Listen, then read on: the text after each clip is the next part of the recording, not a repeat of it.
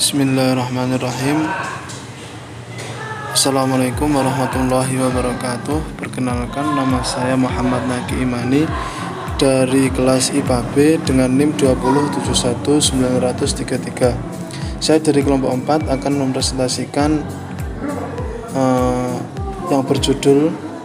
materi yang berjudul strategi pembelajaran tidak langsung. Terus apa sih strategi pembelajaran tidak langsung itu? Langsung saja, yaitu proses pendidikan yang terjadi selama proses pembelajaran langsung tetapi dirancang dalam kegiatan khusus. Jadi seorang guru seperti biasa di kelas, tetapi seorang murid itu harus aktif dalam kegiatan pembelajaran tersebut. Jadi pembelajaran tidak langsung berkenaan dengan pengembangan nilai dan sikap. Seperti ilustrasi tersebut ini. Di sini ada seorang murid dan seorang guru. Di sini ada interaksi, tetapi seorang guru tidak sepenuhnya dalam proses pembelajaran tersebut. Seperti contoh, apa tugasnya analisis sudah selesai teman-teman? Belum Pak, teriak beberapa murid. Apa kalian mengalami kesulitan? Ya Pak, saya kesulitan dalam mengerjakan soal ihwal struktur teks fabel. Bagaimana membedakannya Pak? Nah, di sini guru menjelaskan seperti ini. Untuk mengerjakannya, kalian harus tahu terlebih dahulu apa pengertian dari masing-masing struktur teks dalam teks fabel yang disediakan. Coba kau sebutkan dan analisis apa saja struktur teks yang ada dalam fabel. Silahkan dianalisis sendiri dan disebutkan sendiri. Yang bisa langsung angkat tangan ya, teman-teman. Nah, di sini seorang murid itu dibiarkan oleh seorang guru. Setelah seorang pendidik itu mempersilahkan untuk menganalisis kepada anak didiknya, itu seorang murid dibiarkan secara langsung untuk berpikir dan bersharing-sharing kepada teman-temannya. Di sini seorang pendidik mencoba mencari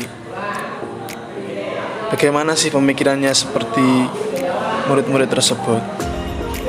Jadi biar mencarinya dan berpikir sendiri, karena dalam proses pembelajaran tidak langsung berada dalam metode seperti ini.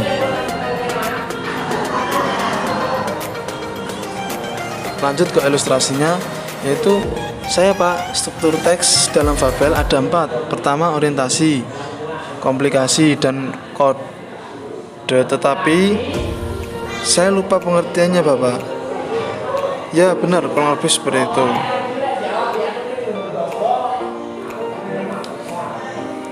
Ya sudah, coba baca lagi buku Paketmu Sempurna di Bahan Fabel. Ada lengkap di sana dan didiskusikan dengan temannya. Baik Pak. Nah, di sini jadi itu murid mengekspresikan secara simbolis perasaannya, dan di sini harus bebas dari tekanan tentunya, dan mendorong keterkaitan dan keingintahuan peserta didik, bukan hanya guru saja yang mencari materinya, mendorong kreativitas dan pemahaman yang lebih baik. Di sini seorang murid berfantasi kepada pembelajarannya. Jadi guru membiarkan seorang murid berpikir sendiri, tetapi tidak dengan keluar dari bimbingan seorang guru. Di sini ada seorang murid, beberapa murid yang saling berinteraksi, seperti ilustrasi di sini. Teman-teman, apa ini ya yang dimaksud Bapak tadi? Satunya lagi menjawab, jadi gambarnya seperti ini teman-teman. Orientasi ialah citra umum atau pengenalan tokoh yang ada di dalam cerita. Nah, temannya lagi itu menjawab, oh iya, ini ternyata dalam buku klarifikasinya. Di sini kan ada seolah-olah ada pemikiran yang secara mandiri agar seorang murid itu terjadi atau menjadikan karakteristik yang baik dalam berpikir. Nah, di sini juga ini saling bertolak-tolak, saling timbal balik, yaitu satu murid itu menyatakan, jadi komplikasi ialah bab dongeng di mana tokoh utama bertemu dengan permasalahan, dan di sini resolusi ialah bab penyelesaian masalah mungkin kurang lebih seperti itu ya teman-teman. Di sini ada timbal balik antar murid seperti itu. Lanjut ke ilustrasi. Jadi apa klarifikasi masing-masing struktur teks tabel? Coba kau bacakan biar teman-teman yang lain juga sanggup mendengar dan memahaminya ya. Di sini seorang guru melakukan timbal balik kepada muridnya.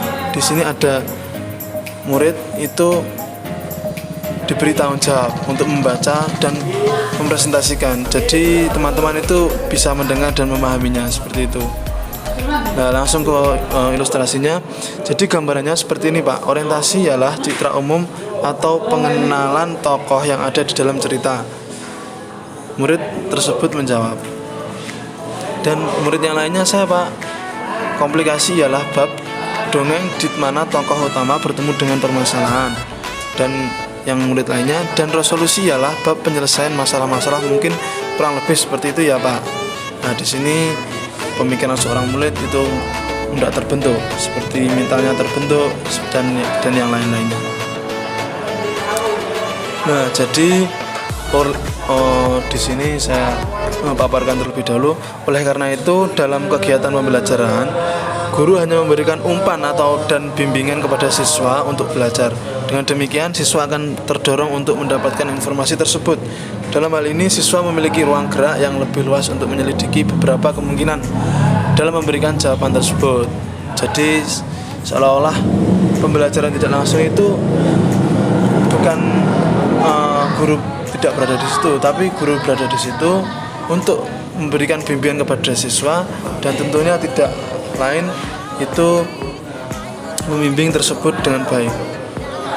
Nah, dari sini bisa diterapkan atau diutarakan terkait pembelajaran strategi tidak langsung seperti itu. Selanjutnya yaitu langkah-langkah strategi pembelajaran tidak langsung itu bagaimana? Itu yang pertama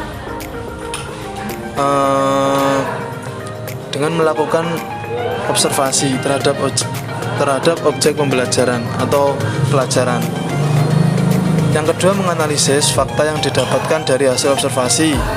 Dapat disimpulkan hasil pengamatan yang telah dilakukan itu berada di nomor 3, yaitu setelah menganalisis itu harus diamati. Dan yang keempat, harus menjelaskan hasil yang telah ditemukan. Jadi harus runtut. Yang pertama observasi, yang kedua menganalisis, yang ketiga pengamatan, yang keempat yaitu menjelaskan hasil dari apa yang ditemukan tersebut. Seperti halnya ilustrasi di sini. Di sini ada seorang murid dan sekelompok murid, di mana teman-teman itu melakukan diskusi. Seperti contoh, gimana teman-teman terkait observasi kita? Ya, juga terkait langkah-langkah yang kedua itu bagaimana sih? Yang yaitu menganalisis. Nah, di sini kan ada timbal balik, ada buah pikiran yang baru, terus memunculkan ide-ide yang baru. Agar tidak terlalu panjang, ini langsung saja. Mungkin sudah tahu observasi itu seperti apa. Jadi apa yang dilakukan teman-teman ini adalah penerapan atau langkah pembelajaran tidak langsung. Jadi yang mana dilakukan dengan cara mengamati secara langsung objek, baik menggunakan alat indera ataupun menggunakan alat bantu yang dinamakan observasi. Jadi seorang mahasiswa itu sudah maklum lah cara seperti apa observasi itu dan bagaimana.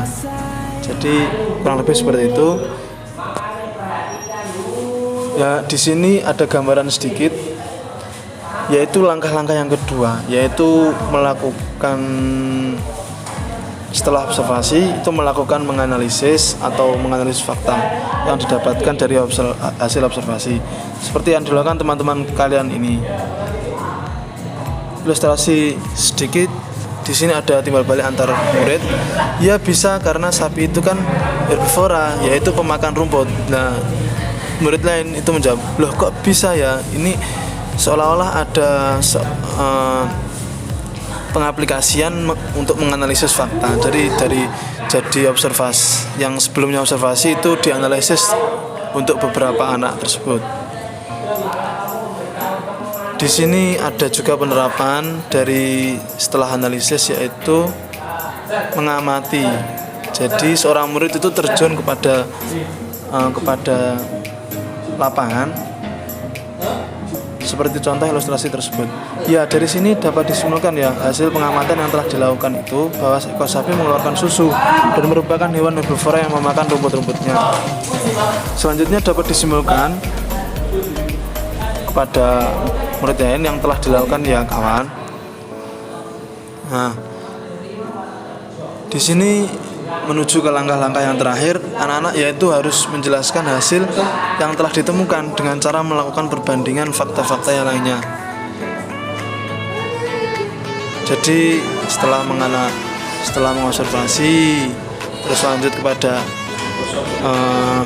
sub yang terakhir ini. Jadi seorang murid itu membandingkan seperti gambar tersebut, itu membandingkan antar gambar. Jadi seperti ilustrasi tersebut, di sini bandingkan mana yang lebih banyak makan rumputnya anak-anak ya. Ini sebenarnya kesimpulan dari menganalisis tadi. Jadi antara hasil analisis tersebut itu dibandingkan antara satu poin dengan poin yang lain. Jadi kurang lebih seperti ini. Jadi di poin itu harus menjelaskan hasil yang telah ditemukan, melakukan perbandingan dan fakta-fakta yang lainnya ya. Jadi seperti itu.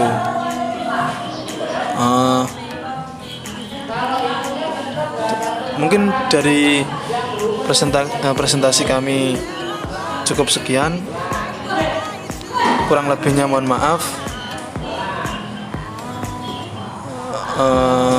Jadi kurang lebih seperti itu. Mungkin ada banyak kurangnya, saya mohon maaf. Assalamualaikum warahmatullahi wabarakatuh.